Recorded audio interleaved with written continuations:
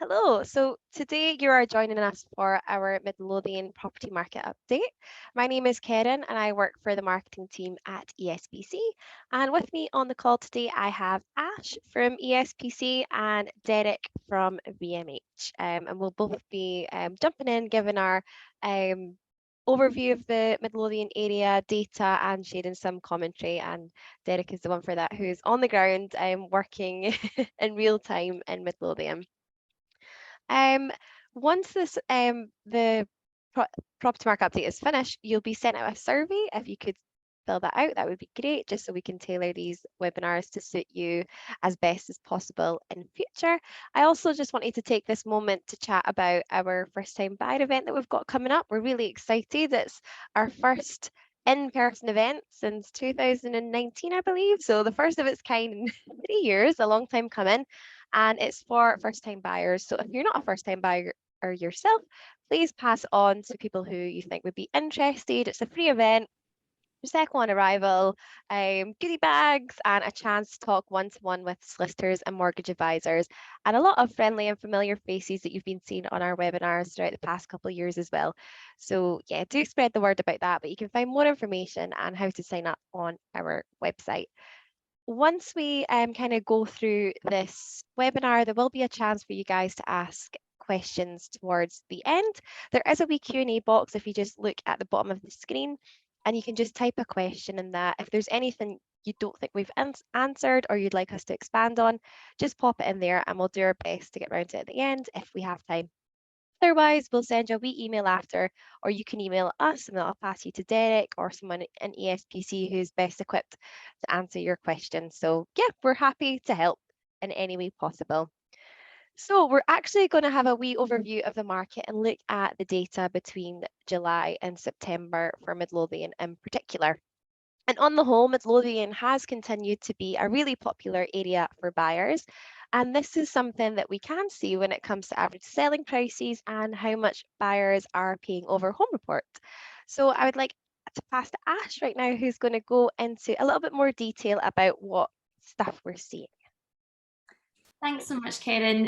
Yeah, exactly what you said there. It's definitely still a really popular area for buyers in terms of Midlothian. So I'm just going to talk you through some data that covers the last quarter. And this is from all the properties that we've had listed and sold through our solicitor estate agents and ESPC in the Midlothian area. So the first one I thought I'd touch on is the average selling price. So at the moment, for the last quarter, the average selling price of property in Midlothian has actually increased by 11.6% year on year to the same time frame last year, during July to September.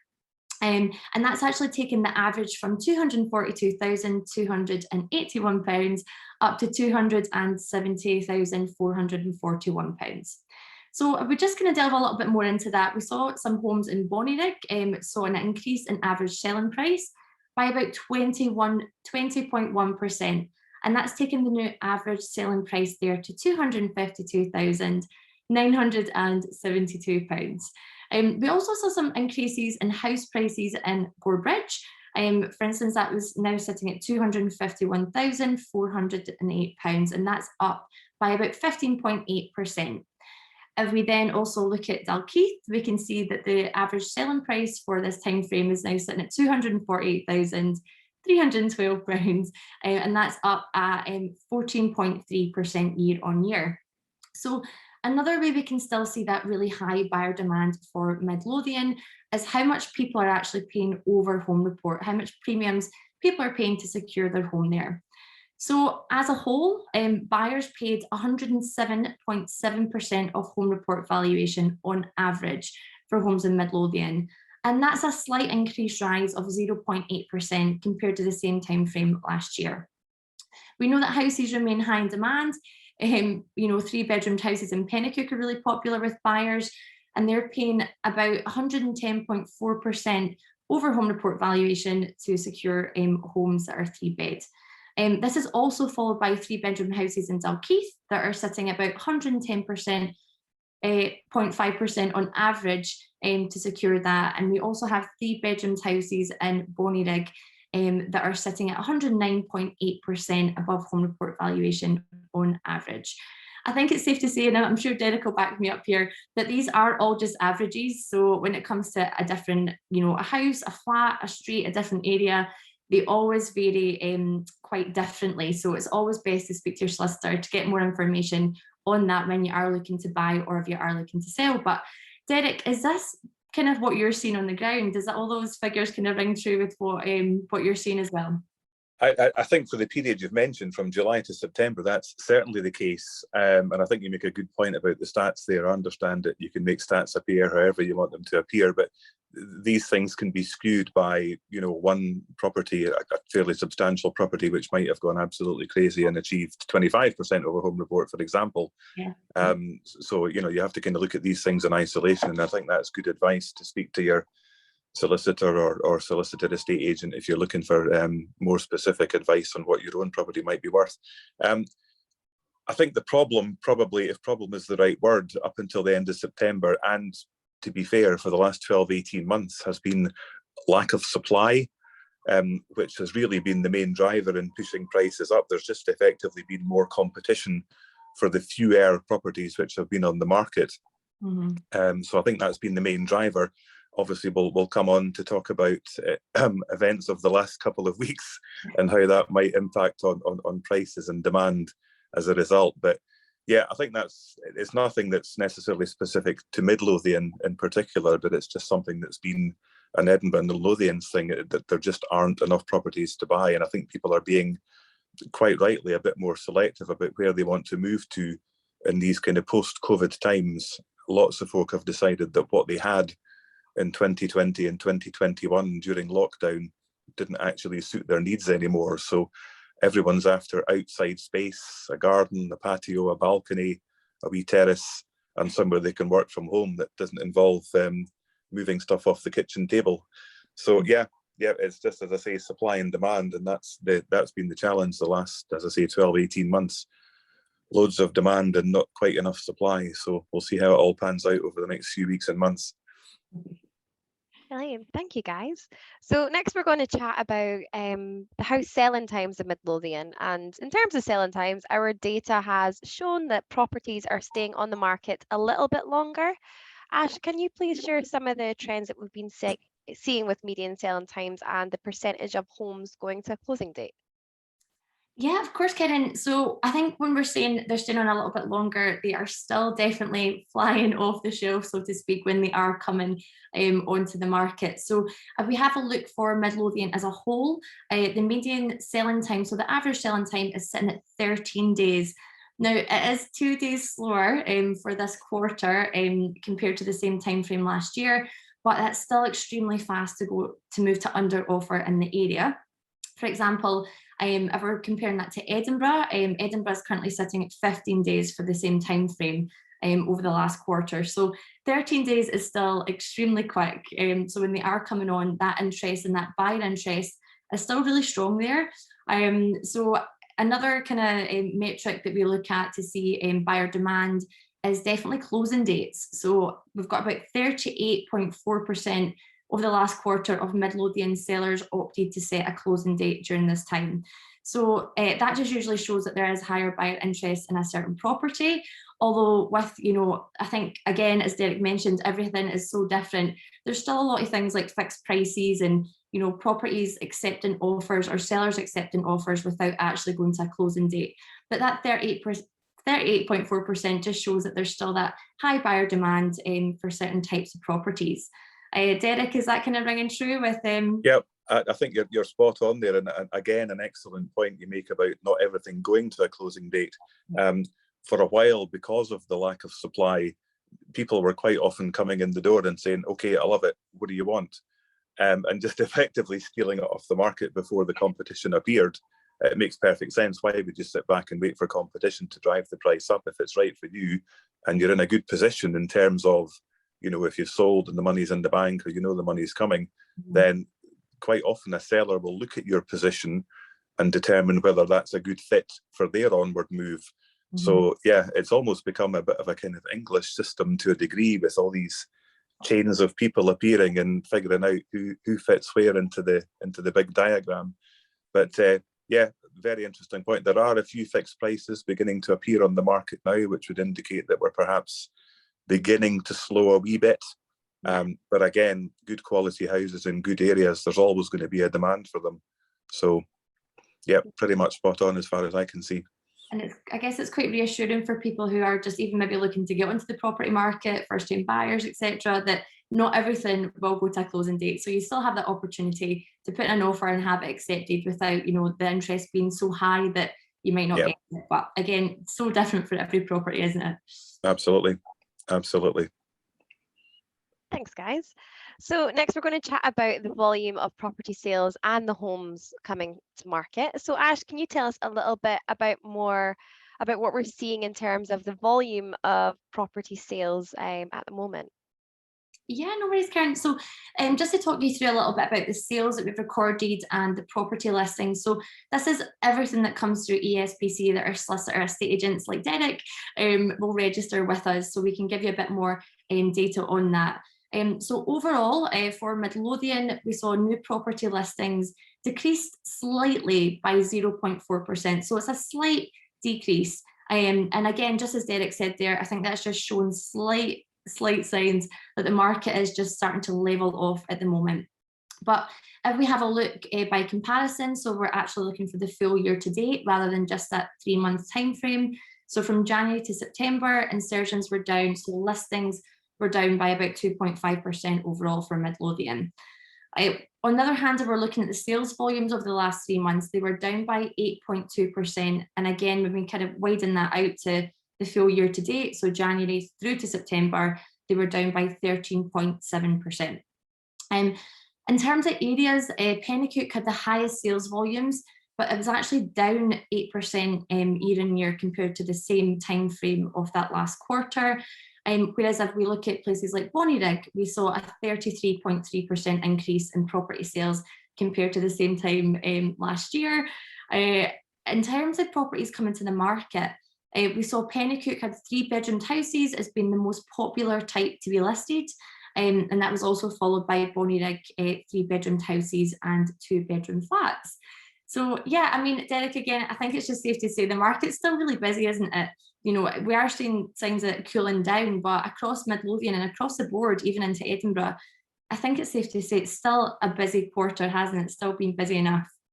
I think, again, that's absolutely fair to say, and I think that's really a combination of factors. On the one hand, you've got all the, I'm going to say nonsense. Nonsense probably just about sums it up. The negativity that's been promoted by the media in recent weeks has just been absolutely ridiculous. People seem to be under the impression that you cannot get a mortgage at the moment, and it's just absolute nonsense. Yes, it might be slightly more expensive than it was a couple of weeks ago, but it's not the case that these products don't exist. I think probably that, combined with the recent increase in the energy price cap, I think people quite rightly and quite sensibly will maybe be kind of sitting back and just having a look at how far their disposable income or lack thereof might go. So that might take some people out the market for a wee while. But the same applies. There still aren't enough good quality properties on the market. So when things do come on, there's still going to be interest in them and you're still going to get a sale. And I think the thing to remember is that if, and it's a big if the market does show signs of kind of leveling off, yes, you might not get such a great price when you sell, but equally you won't spend so much when you buy. So it's all relative. And I think it probably needed a correction. I mean, it couldn't possibly have continued to accelerate at the rate that it has over the last couple of years. It's mad. Thank you. Okay, so a question for you both. Where can we find some of the most affordable homes in Midlothian, particular ones that might be good for first-time buyers? I know you guys have touched on homes maybe not going to a closing date as much. So are there any hotspots in Midlothian that you would recommend for people that are getting on the market or looking for the more affordable style homes? Can I jump in? Yeah, go for it, Derek. Thank you. I always like to say ladies first, but I think it's a good question. And the typical kind of first-time buyer stuff, you're going to be looking at, 1-bed flats, maybe a wee 2-bedroom terraced house, depending on where it is and depending on what your affordability allows you to buy. But places like Pennycook, Bonnyrigg, Dalkeith, Gore Bridge, depending how far out of the town you want to go. And, you know, maybe nobody needs to be near the town. Again, we talked upon the subject of people doing home working these days, and it's probably the case that a lot of folk don't have to come into the office as often as they once did. So people are looking for proximity to bus stops and train stations and all the rest of it, just for easiness of getting back and forward. But yeah, places like, as I say, Dalkeith, Bonnyrigg, clearly, I mean, Bonnyrigg itself is probably about 3 times the size that it was 5 years ago with all the new build stuff that's going on there. And some of it's quite competitively priced. You've got, obviously, you know, help to buy schemes, the lift scheme and all the rest of it for first-time buyers. You've got kind of tax benefits in terms of land and buildings, transaction tax, stamp duty as was.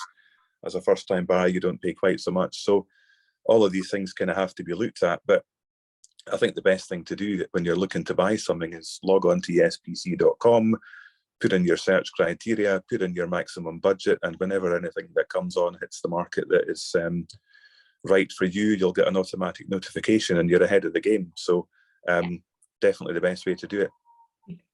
You're doing my job for me, Derek. That's Sorry, great. if I stole on your lines, I do apologise. Yeah, I think I totally agree with you. I think that there's just lots of great opportunities, you know, for if we're talking specifically for first-time buyers or even just more affordable homes with an easy commute into the centre. I was just looking at some stats in terms of year to date, so for January through to September, exactly as what you were saying there, Derek. Bonnyrigg, even looking at a 2-bedroom flat, you know, we've got average selling prices there of about £171,643. And buyers are paying on average 5.4% over home report value. So that's slightly less when you kind of break that down to that specific type of property and flat. But also, I think, you know, you do have those houses that are affordable as well. There's a 2-bedroom house on average in Bonnyrigg is available. You could get it potentially for about £206,255. So it really is all, I think, as you've said, just really relative to what you can afford. Again, 2-bedroom houses in Pennycook, average selling price is sitting at £189,985. So it is all relative. It's what you can afford. But again, I would definitely recommend, if you're looking to purchase as a first-time buyer or even in general, speaking to someone like Derek, who's an expert who can kind of guide you through that. And look at your affordability and the areas that you want to buy in and give you the best data and the best advice as to what you should offer or be looking at. But yeah. Brilliant. Thank you for that insight, guys. So as we're coming to the end of the webinar, this is where we can ask any questions that you've had that you've picked up maybe throughout listening to some of the data. You want us to expand on anything? I can see a couple of questions in the Q&A box at the moment, so just a wee reminder, if you do have any other burning questions you want to ask us before we head off, just pop them in now. But one I can see, and one that we've kind of already touched on, but I don't know if anyone wants to expand a little more, is this person is currently working in Edinburgh and looking to move to Midlothian for some more space. Where are the best areas for commuters in Midlothian?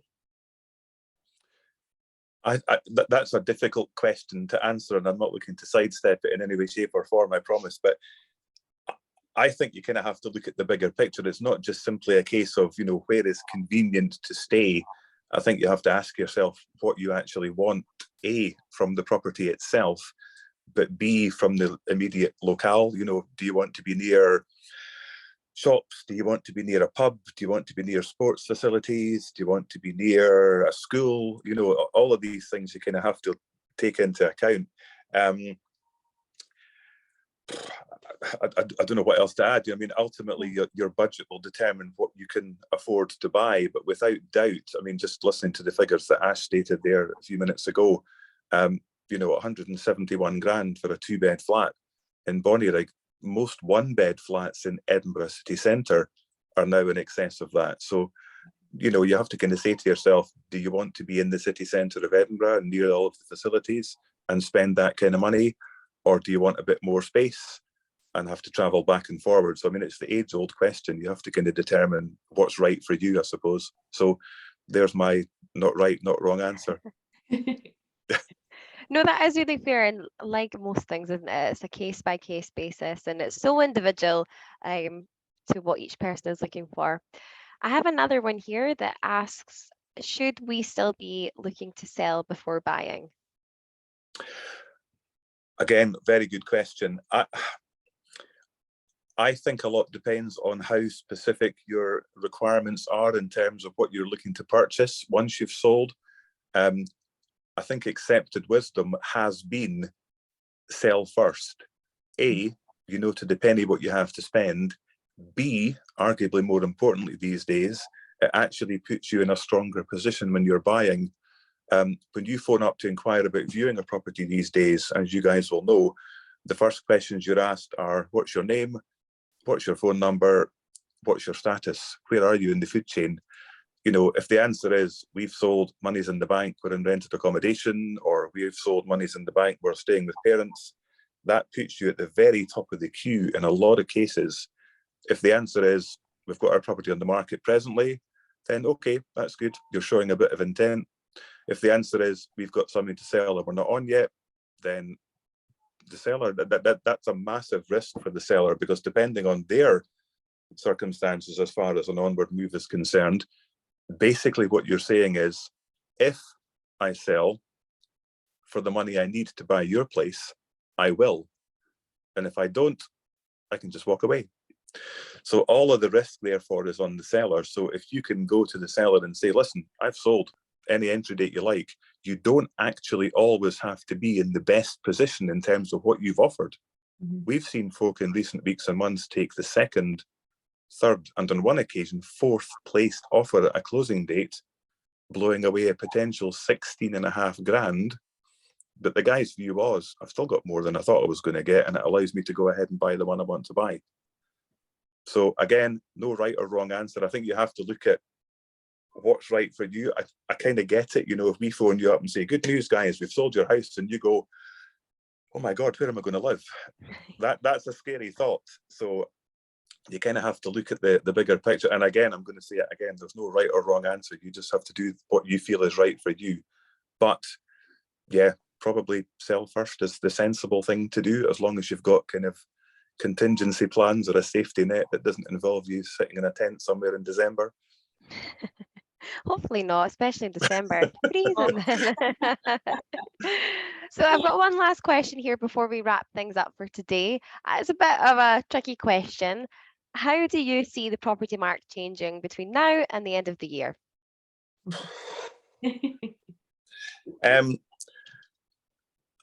I think things are going to level off without doubt. As I say, you know, the point I made earlier about mortgage interest rates, I think folk will kind of sit back and see how that whole thing shakes out. The energy price cap, although it has been capped at 2.5 grand, I think the reality is that's still double what it was 12 months ago. So that's going to affect people's disposable income. We're kind of getting to that time of the year where things are starting to cool anyway. You know, normally once we get into November, things kind of start to slide away into Christmas. Folk have just got other things to spend money on, which is absolutely fair. So, you know, we're kind of getting to that time anyway. But I can't say that, you know, we're still getting lots of viewing inquiries. I'm not certainly sitting twiddling my thumbs. You know, we're still out and about talking to folk about selling, talking to folk about buying. Some folk are looking to do it this side of the year. Some folk are looking forward to next year.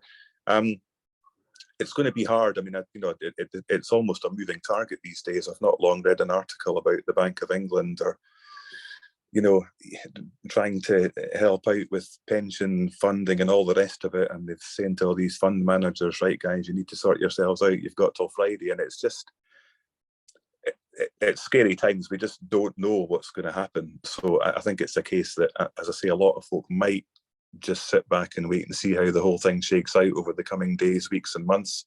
But, you know, there's always going to be a requirement for people to move house, you know, if it's in connection with employment, if it's in connection with school catchment areas. There's always stuff happens. I mean, I've been playing this game, my goodness, 34 years. I must enjoy it. But I've seen the market boom and bust a couple of times, you know. When was it? 1989, 1990, stock market crash, interest rates went to 15%.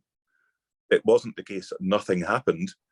You know, property sales tickled along for 4, 5, 6 years. And then it all kicked in again in 1995. 2008, a very well documented crash. And then it all started to kick in again in 2014. So it's not like nothing happens for 6 years. We don't go into kind of, cryogenic isolation until the market kicks in again. There's always activity. There's always going to be a requirement for folk to move, and things just happen at a lower level. You don't get as much, as I said before, over your sale price, but you don't spend as much either. So it's all relative. It's all relative.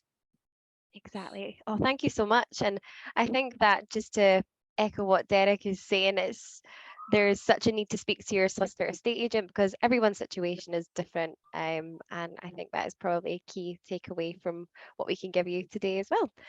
So thank you for everyone that has taken part in today's webinar. We really appreciate it. I had some great chats as well. Do fill out the survey if you can, just to let us know if this is what you're looking for, or you want to see some different things in the future from us. But thank you to Derek and Ash for the stats and the very informative discussions. And likewise, if there's anything we've not answered, just email me at marketing@espc.com and I can pass you over to one of our experts who will be more than happy to help. And just a reminder, the first time buyer event is on the 27th of October that I mentioned at the start of this webinar. Do check it out on our website. We can't wait to see you all there. And thank you so much for joining us today. See you later, everyone. Thanks. Thank you. Bye. Thank you, everyone. Bye.